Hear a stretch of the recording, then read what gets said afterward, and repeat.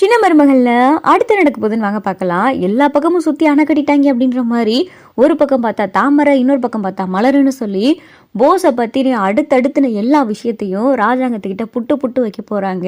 இங்க மணமேடையில பார்த்தா போஸ் மணக்கோலத்துல மாப்பிள்ள மாதிரி ரெடியாகி உட்காந்துருக்காரு. பொண்ணை கூட்டிட்டு வாங்க அப்படின்னு சொல்லி ஒரு பக்கம் ஐயரு சொல்ல காவியாவையும் பார்த்தா கூட்டிட்டு வர்றதுக்காண்டி ஆளும் போயிருக்காங்க. இங்க ஈஸ்வரியும் சித்ராவும் ஏமா காலையில இருந்து இந்த சாவித்திரி அத்தையும் தாமரையுமே காணாமா அப்படின்னு சொல்லி சித்ரா சொல்லவும், அவளுக்கு கடக்கால் அடி, அவளை எங்கே போய் தொலைஞ்சா நமக்கு என்ன, நமக்கு எப்படியாவது இந்த கல்யாணம் நடக்கணும் அப்படின்னு சொல்லிட்டு இங்க ஈஸ்வரி சொல்லவும், ஏமா காலையில இருந்து அவங்களை ஆளை காணானா, அப்ப ஏதோ ஒரு குட்டிக்கால்ட்டா வேலை பார்க்க போறாங்க தானே, போஸோடைய கல்யாணத்தை தடுத்து நிறுத்திட்டாங்கன்னா என்னம்மா பண்றது அப்படின்னு சொல்லிட்டு இங்க பார்த்தா சித்ரா கேட்கவும், அப்பதான் ஈஸ்வரி, அதெல்லாம் அவளுக்கு பண்ண மாட்டாளுகடி, என் உயிரே போனாலும் பரவாயில்ல, இந்த கல்யாணம் மட்டும் நடந்தே தீரணும் அப்படின்னு சொல்லி ஈஸ்வரி பேசிக்கிட்டு இருக்கு. இங்க பார்த்தா பொண்ணையும் கூட்டிட்டு வராங்க. பொண்ணை கூட்டிட்டு வந்து மாப்பிள்ளை பக்கத்துல உட்கார வைக்கிறாங்க.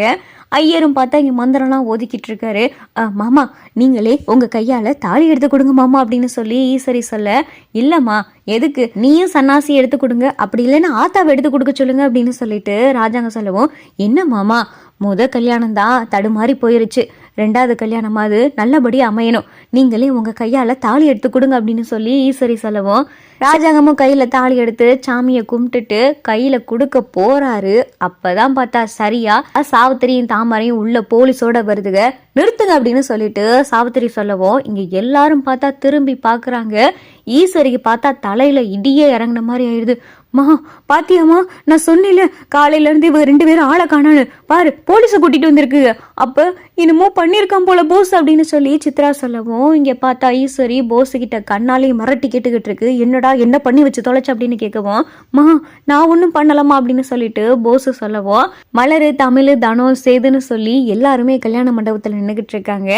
சாவித்திரி எதுக்கு அப்ப கல்யாணத்தை நிப்பாட்ட சொன்ன அப்படின்னு சொல்லி ராஜா கேட்கவும், அண்ணே இவன் இந்த பொண்ணு கழுத்துல தாலி கட்டணுமா கட்டக்கூடாதான்றத நான் ஒரு வீடியோ காமிக்கிறேன், நான் காமிச்சதுக்கு அப்புறமா இங்க இருக்கிறவங்களாம் முடிவு பண்ணுங்க, முக்கியமா இந்த கல்யாண பொண்ணு ஏமா காவியா பட்டவே உனக்கு புருஷனா வரணுமா வரக்கூடாதான்றத நீதான் முடிவு பண்ணணும் அப்படின்னு சொல்லிட்டு சாவித்திரி சொல்லவும், என்ன பேசிக்கிட்டு இருக்கீங்க, எதுக்கு இப்படி கல்யாணம் நடக்கிற நேரத்துல போலீஸை கூட்டிட்டு வந்து எதுக்கு இப்படி பிரச்சனை பண்ணிக்கிட்டு இருக்கீங்க அப்படின்னு சொல்லி காவியா கேட்கவும், அண்ணே இந்த வீடியோவை மட்டும் பாரு அப்படின்னு சொல்லிட்டு சாவித்திரி பார்த்தா ராஜாங்கத்துக்கிட்ட போஸை பத்தின வீடியோவை காட்டவும், அதை பார்த்ததும் ராஜாங்கத்துக்கு பயங்கரமா அதிர்ச்சி ஆகுது.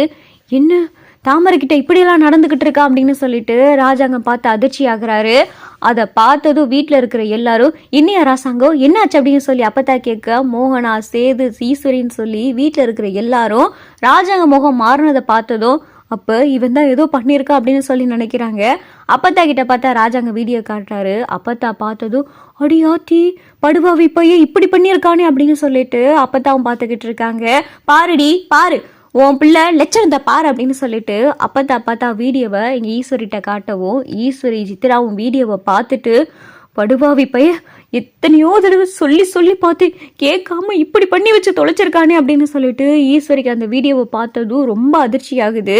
இங்க பார்த்தா போஸ் திருத்தருன்னு முழிக்கவும், என்ன வீடியோவா இருக்கும் அப்படின்னு சொல்லிட்டு போஸ் திருத்துன்னு முழிச்சு பார்த்துட்டு, மா என்ன வீடியோ அப்படின்னு சொல்லிட்டு போஸ் வந்து பக்கத்துல பார்க்கவும், போஸ் பார்த்தா அந்த வீடியோவை பார்க்கவும் போஸுக்கே பயங்கர அதிர்ச்சியா இருக்கு. இந்த வீடியோ இவ எப்ப எடுத்தா அப்படின்னு சொல்லிட்டு போஸ் பார்த்தா தாமரையை பார்க்கவும், என்ன மாமா என்னை அப்படி பாக்குறீங்க, நீங்க என்கிட்ட என்னெல்லாம் நடக்க முயற்சி பண்ணீங்க, என்கிட்ட என்னெல்லாம் பேசுனீங்க, உங்க மனசுல நான் இருக்கேனா இல்ல உங்க பக்கத்துல உட்காந்துருக்காளே காவியா அவ இருக்காளான்னு சொல்லிட்டு நீங்க என்னென்னலாம் பேசுனீங்களோ அத்தனையும் வீடியோவா ரெக்கார்ட் ஆகிக்கிட்டு இருக்கு.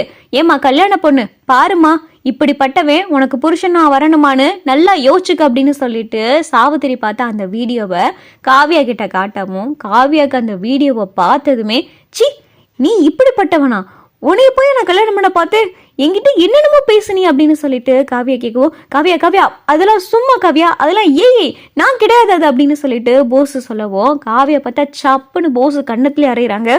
போதும் இதுக்கும் மேல ஒரு வார்த்தை பேசாத, இவ்வளோ பெரிய பொம்பளை பொறுக்கியா நீனு அப்படின்னு சொல்லிட்டு காவியா சொல்லவும், மாமா காவியா அவ ஏதோ புத்து மாதிரி பண்ணிட்டாமா, அவ அப்படிலாம் பண்ணிருக்க மாட்டான், இந்த நிக்கிறாளே தாமரை இவதான் அதுக்கு காரணமா இருந்திருப்பா, சும்மா இருந்த என் பிள்ளை போஸ இவதான் ஏதோ மனசை மாத்தி பேசி இந்த கல்யாணத்தை நிப்பாட்டுன்றதுக்காக இவதான் ஏதோ பண்ணிருப்பா அப்படின்னு சொல்லிட்டு ஈஸ்வரி பேசவும், போதும் நிறுத்துங்க, அந்த பொண்ணு என்ன வேணா பண்ணிருக்கட்டும், அதுக்காக உங்க பையன் இப்பெல்லாம் பேசலாமா, உங்க பையன் இப்பெல்லாம் நடந்துக்கலாமா, ஒரு பொண்ணு கிட்ட தப்பா நடக்க முயற்சி பண்ணிருக்கு, இத்தனைக்கும் 2 நாள்ல கல்யாணத்தை வச்சுக்கிட்டு ஒரு பொண்ணு கிட்ட இப்படி தப்பா நடக்க முயற்சி பண்ணிருக்கான், இதே இது என்னைய கல்யாணம் பண்ணதுக்கு அப்புறமா வேற ஒரு பொண்ணு கிட்ட தப்பா நடந்தா என்ன பண்றது அப்படின்னு சொல்லிட்டு இங்க காவியா பேசவும், அப்பதான் மலரு, ஐயா நானும் உங்ககிட்ட ஒரு விஷயத்த சொல்லணும் அப்படின்னு சொல்லிட்டு மலர் சொல்லவும், என்ன மலர் சொல்ற அப்படின்னு சொல்லிட்டு அப்பத்தா கேட்குறாங்க. ஆமா அம்மாச்சி, இது 2 நாளைக்கு முன்னாடி நான் வீட்டில் தனியாக இருந்தேன்.